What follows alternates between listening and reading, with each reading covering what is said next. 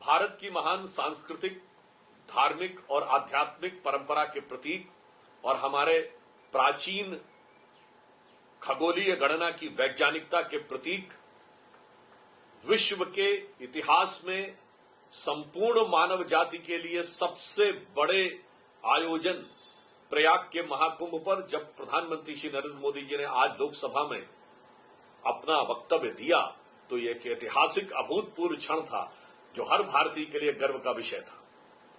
परंतु दुख की बात यह है कि कुछ चुनिंदा लोग आज भी इसमें एक सकारात्मक पक्ष न देखकर अपनी चिरपरिचित शैली में कुछ न कुछ नकारात्मक देख रहे थे। ये वही लोग हैं जिनकी जुबान औरंगजेब को महान कहते हुए नहीं थकती थी, उन्हीं के कान प्रधानमंत्री श्री नरेंद्र मोदी जी के द्वारा आज कुंभ के गुणगान पर पकते हुए दिखाई पड़ रहे। ये वही लोग हैं जिन्होंने कभी भी भारत और भारतीय संस्कृति की इस महानता को स्वीकार नहीं किया। कुंभ इतना बड़ा विराट आयोजन था जिसके लिए माननीय प्रधानमंत्री जी ने कहा कि इसमें अमृत दिखाई पड़ रहा था। 66 करोड़ लोग इसमें आए, 100 से अधिक देशों के लोग आए, दसियों लाख विदेशी लोग आए, 73 देशों के राजनयिक आए और जाति, प्रांत, वर्ग और भाषा के भेद को भूलकर हर भारतीय एकाकार होता हुआ नजर आया। परंतु इसमें भी सिर्फ किसको अच्छाई नजर नहीं आई, इसमें कौन नहीं आए? मैं कहना चाहूंगा सिर्फ औरंगजेब फैन क्लब के लोग नहीं आए। इसमें किसको अच्छाई नजर नहीं आई? वही जिन्होंने इरेडिकेशन ऑफ सनातन धर्म अर्थात हिंदू धर्म के समूल नाश का अभियान लिया हुआ है, उनको अच्छाई नजर नहीं आई।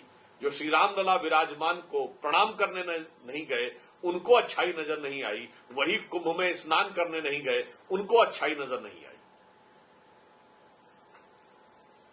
इस बार का कुंभ एक अलग और अद्भुत कुंभ था। ये 144 वर्षों के बाद आया हुआ कुंभ ही नहीं था। ये 450 साल के बाद का पहला महाकुंभ था जो इलाहाबाद में नहीं प्रयागराज में हो रहा था। ये 450 साल के बाद का पहला कुंभ था जब अक्षयवट किले की दीवार में बंद नहीं था, हर श्रद्धालु के लिए खुला हुआ था।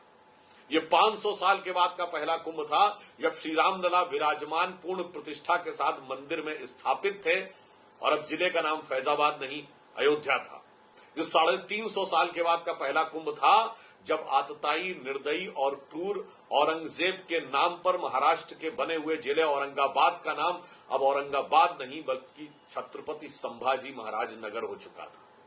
इतने ऐतिहासिक क्षण के ऊपर भी जिसको अच्छाई नजर नहीं आई है, तो उनके लिए मैं कहना चाहूंगा कि आज अगर देखें तो हजारों हेक्टेयर में फैले हुए, कितने लंबे किलोमीटर क्षेत्र में फैले हुए, हर भारतीय वर्ग, प्रांत और जाति में तोड़ने का जो संकल्प लेकर लोग चले हैं, जिसके आधार पर वो हिंदू धर्म के समूल नाश का विचार लेकर चले हैं, वह विचार संगम में बहता हुआ नजर आया।